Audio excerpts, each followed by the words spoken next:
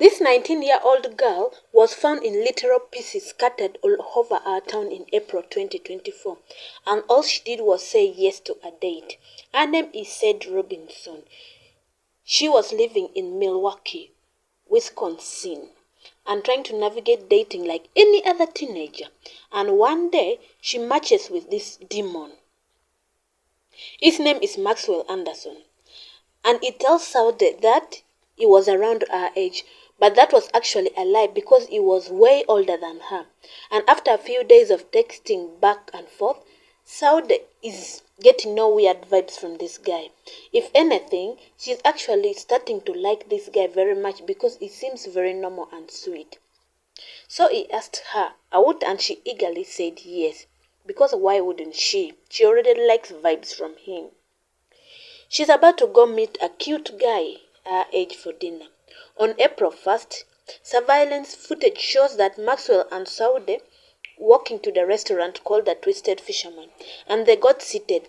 And from what everyone else could see, things were going really well. She's smiling, chatting, acting very normal. Nothing about her body language suggests that she's worried or getting any bad vibes. In fact, it's going so well they decided to go and grab some drinks from this nearby bar. And they stay there for hours talking and laughing like any other normal date would be. At around 9 p.m., security cameras catch them walking out of the bar together, getting into her car and not his car. And that becomes very important later. And then they head towards his apartment. Maxwell lived on the top floor of this duplex. And what happened in this apartment is truly horrifying. And that's something we shall never fully know, but his phone tells us enough. This man had these disturbing photos of her. One of them was her lying on the couch face down and limp and is shirtless. And she is clearly unconscious or worse. And after whatever he has done to her, he waited until the next morning on April 2nd to try and secretly get rid of her body. He dragged her into her own car and drove all the way to Wenamont Park.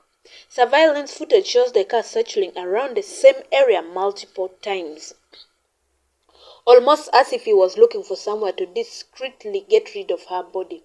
And at around 4 a.m., Sade's phone location shows them arriving to another part. Maxwell drags her body out of the car, and for the next 2 hours, he stays there. And that's when he cut off her leg and threw it somewhere he thought no one was going to be able to find. Afterwards, he put the rest of her inside the car and drives to another spot that was really far from the park. My guess is that he was trying really to make it difficult to locate her body even if he was ever caught. Because if there is no body, there is really nothing. And then he drives to multiple spots around town. And from what we know, it is about 4 locations, but it could be more. And at each location, he cuts more and more of her body parts until she is completely unrecognizable. At some point, he drives the car to another sketchy location and sets it on fire. He just walks away thinking he got away with what he has done. But what he didn't know was that a witness happened to be there and saw the car engulfed in flames. He immediately called the police, explaining that they saw a man get out of the car, toss a lighter into the front seat and walk away, like he didn't just set a car on fire. They said he was wearing a grey hoodie and a tan backpack. And later that morning, guess who was seen wearing a grey hoodie and a tan backpack? Maxwell Anderson, of course. Walking off to the bus just a few blocks from his house like it is any other normal Tuesday. Around the same time, one of Sade's friends starts feeling like something is off. She's contacting Sade, but she's not answering her phone. And even worse, her boss finds it very, very off that she didn't show up for work, because it's not like her not to just show up. And so people are really starting to panic. But before anyone could file a missing persons report, it's already too late. Because at 5:30 that evening, someone is walking through the Wenamont Park, the same park that Maxwell took Sade 2 hours earlier.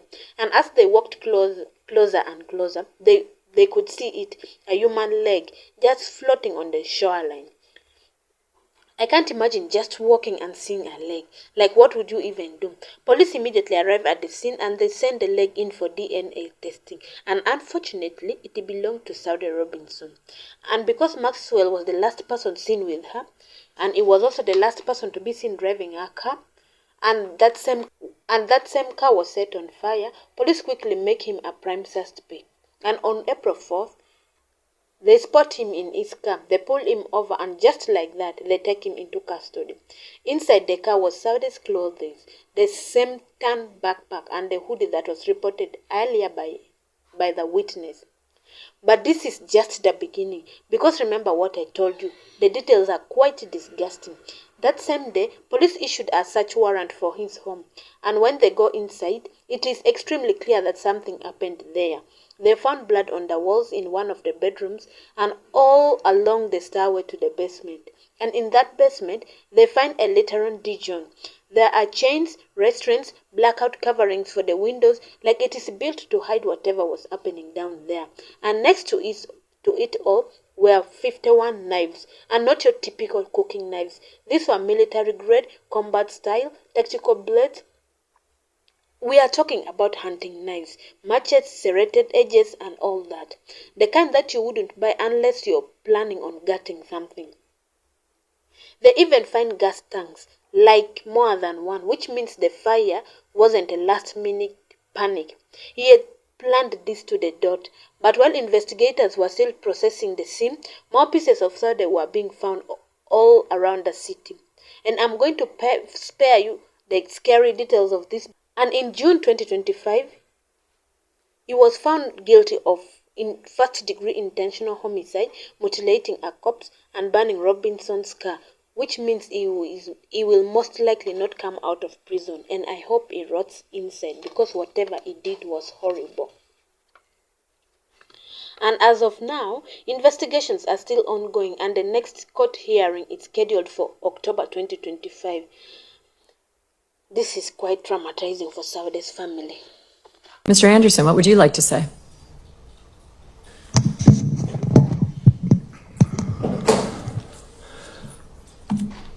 I would like to start by saying that from the bottom of my heart, my deepest and most sincere condolences go out to Sade's family, as well as everyone else affected by this tragedy.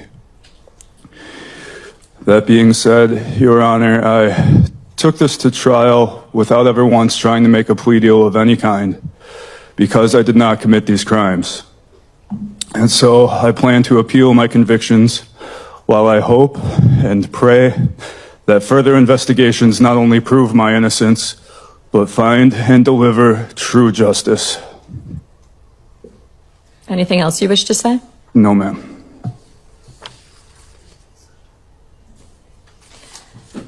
You thought you was going to get away. But I'm going to respectfully request that you confess where the rest of my daughter's crown is, if you have any respect left for me and her father and her sister and the rest of my family in this community.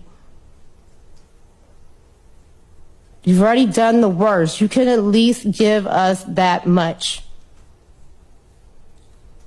You have messed the entire community up. People can't even take walks and go to the park, and everybody's in trauma. This was not your first time doing this. And all your dark is going to come to the light. Thank you. Mr. Anderson, what would you like to say?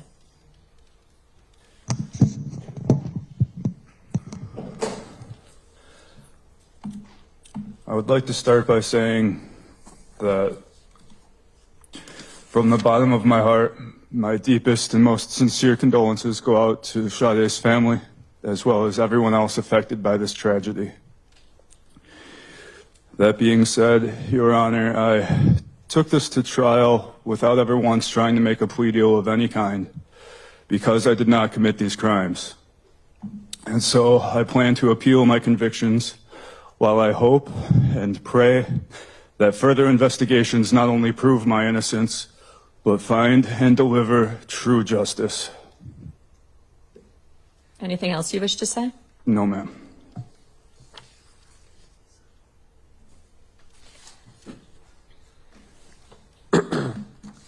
So relative to sentencing, I have a job. And what my job is to do is to hold you accountable. That's to punish you. It's to protect society. It's to find a way that you never come back here again, to rehabilitate you. And it's to deter others from engaging in like behavior. At the point of sentencing, I have to look at different factors. I have to look at your past record. And I'll agree with the defense that the prior record on its face is not as egregious as many cases I see in my courtroom. Quite often you see a background filled with felonies and violence. But what I said was on its face. When you look at the record as it's worked through in the pre-sentence investigation, I'll agree with the state that there are some red flags that jump out at you that show a level of violence that may have been a precursor. You know, I read through the defendant's version of what happened, and it starts off by indicating that he was skeptical to meet with the pre-sentence investigator because he did not receive a fair trial, and there's no reason to believe that this writer's report would be fair or impartial. You know, speaking about the trial, you know, there's a constitutional right to a trial. Every person charged with a crime has a constitutional right to a trial, and we do not in any way penalize anyone for going to trial. It's also a constitutional right to be represented by counsel, and Attorney Cotton did his job, which is just his job to represent Mr. Anderson. That's under our Constitution, the rights that exist. Now, you get credit for taking responsibility. You get credit for resolving a case early. You get credit for stepping forward and saying what I did was wrong. Because usually this first step in rehabilitation is taking of responsibility. And we didn't have that here. That's why it's important to read what his version is. So you heard him say today that he didn't commit this crime. What he said about the offense was that they met for food and drinks and they proceeded to his apartment, and that's pretty much all there is to say, he said. He offered no other information as to what transpired that night. He later said that he regretted he did not walk Miss Robinson to her vehicle when she left his apartment, and he believed it was at that point she was abducted by an unknown assailant, quote, either from the alley or from my backyard, unquote. When asked how he accounted for his presence in the area where Miss Robinson's vehicle was set on fire, Mr. Anderson said that he was set up. He stated he was in the area to buy marijuana, and quote, and all it would have taken was for someone to know where I lived and where I'd be in the morning, unquote. He would not tell the writer when or how he made the arrangements to purchase the marijuana, and then instead stated, quote, I plead the fifth. He then went on to point to things that he claimed were egregious errors at the trial. He claimed that there was a video that showed the photos on the phone and that the state only played stills of the video. That wasn't the evidence at trial. Am I correct? Yes. He claims that the still photo that showed his hand grasping Miss Robinson's breast was part of a video, and it was only a still that was shown. Incorrect, correct? You're correct. Okay. He indicated that at trial it was flaunted, the difference in age. And when I read that, I was somewhat shocked because I didn't really find that that was pointed out at all during trial. I mean, it was mentioned how old she was, but other than that, I didn't think that that was in any way an issue, and it barely even made it into my notes. So my point is, I thought it was interesting how his view of reality seems different from what I find truly transpired. And I found it at numerous points during the pre-sentence investigation. You know, looking through this pre-sentence investigation, his viewpoints were very inconsistent with the reality. You know, I think the first issue relative to the mother's fiance, that was credibility. It sounds like he lied to law enforcement. He's asked, have you ever been involved in mental health treatment? Have you ever been in a mental health facility? Have you ever received treatment? He responds in the negative, but then we have the mother indicating that he was in an outpatient at Rogers. He indicates that he never made a suicidal attempt or had an ideology of SAID.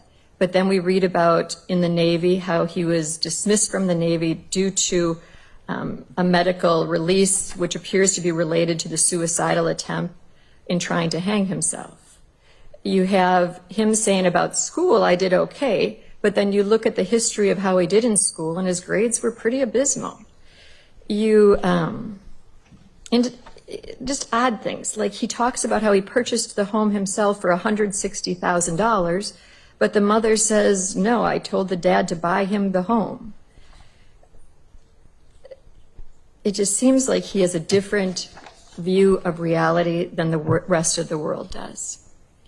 So when I look at the criminal history, which I'm bound to do, it reflects low-level misdemeanors, but the facts underlying those low-level misdemeanors are replete with points that raise your concern. I next have to look at whether he has a history of undesirable behavior, and I think I've charted through what basically I found in the pre-sentence investigation. As to his personality, character, and social traits, it appears that he has had employment. That's a positive. It looks like he jumps between bartending jobs at numerous facilities. But who is a person who would do this crime? What's the character underlying that? How can someone get to a point of inflicting such damage on a person, not only killing the person, but then dismembering, and then after that, discarding the body throughout the community? It's unconscionable, is where it comes down to.